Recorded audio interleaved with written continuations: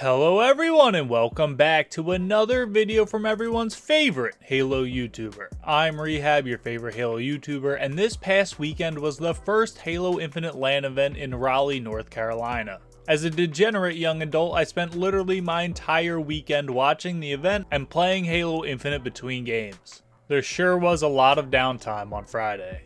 The first day of Halo Infinite's first LAN was plagued by constant technical issues, game crashes, disconnects, and anything else you could imagine. With Pro Bracket being played on PC, tons of players ended up calling for a switch over to Xbox for more stability, and the HCS team actually went forward with it, moving everyone over to dev consoles that have the same specs as the Series X. The PC version of Halo Infinite is clearly less stable than the Xbox version, so it looks like that's the way to go until 343 can work on ironing out Halo Infinite on PC.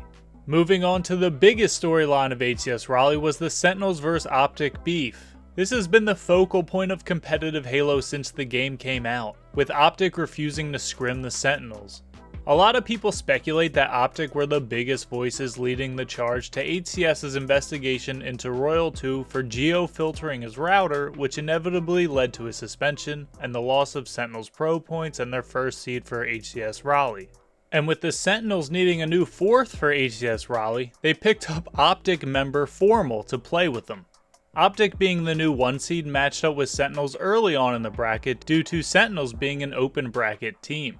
In Winners Bracket Round 2, Optic showed their dominance and ran right through the Sentinels 3-0. But of course, it didn't end there. Optic lost to Cloud9 in Winners Bracket semifinals, another early matchup between what I thought were the two best teams in the tournament, at least at this point, and ended up with a rematch against the Sentinels in Losers Bracket Round 6. This time going much differently.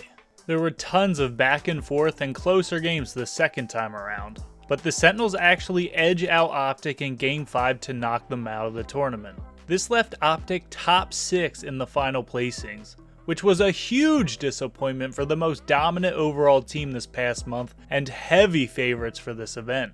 Optic FormaL just doing formal things, going 21-9 in Map 5 and sending his own team home prematurely. It doesn't get any crazier than that.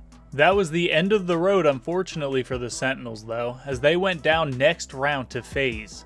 Maybe they were all out of gas after getting their revenge on Optic, or maybe they just need Royal 2 back before they hit their full potential. Regardless, top 4 is an extremely disappointing finish for the Sentinels and Lethal's lowest placing since back in H2A before he joined Evil Geniuses.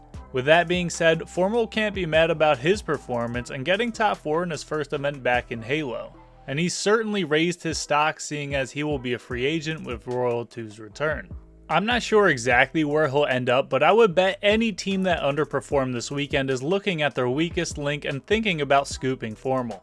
I know the Twitch chat was up in arms saying FaZe needs to drop Boo Boo Doo Boo for FormaL after his rough performance against Optic in Winners Bracket. But give Boo Boo the Doo Boo and respect he deserves, right? He knows he had a bad series and put in some extra work Saturday night. I don't think FaZe is going to be making any roster changes after not having too much time as a team before the event and still placing third.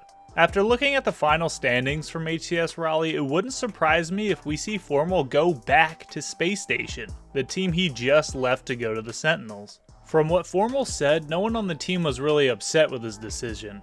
They knew it was an opportunity he couldn't pass up and it was just unfortunate for their team. So if they left on good terms, it kinda looks like they're gonna be his best option. Also, if you look at this tweet from Elamite to FormaL, it looks like he's hinting at a possible return.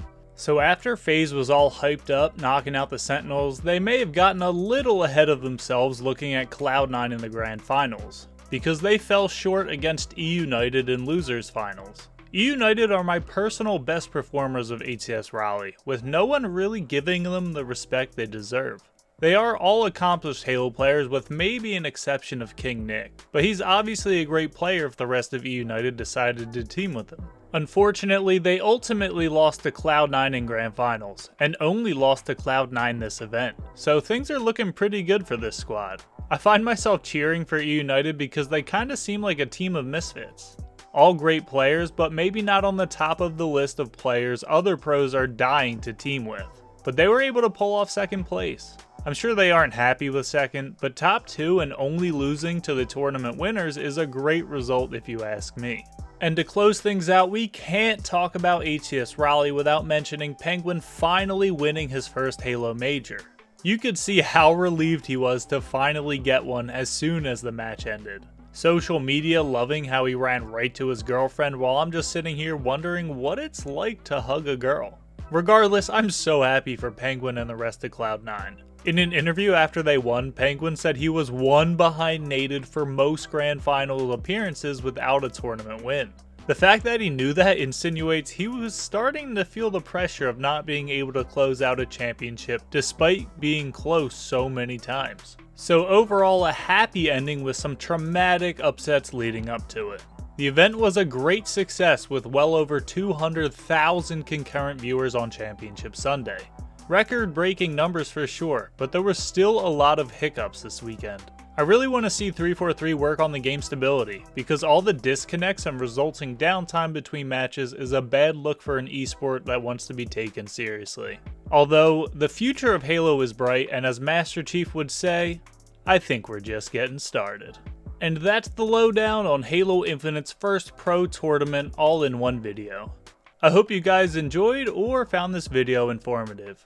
If you did, please consider leaving a like as it helps push this video out to a wider audience. And subscribe for more Halo Infinite content. I upload every single day, so hit that notification bell so you don't miss out on tomorrow's upload. I also stream every day over at twitch.tv/rehabsforquitters if you want to hang out over there. And as always, thank you all so much for watching, and I hope to see you in the next one. Later.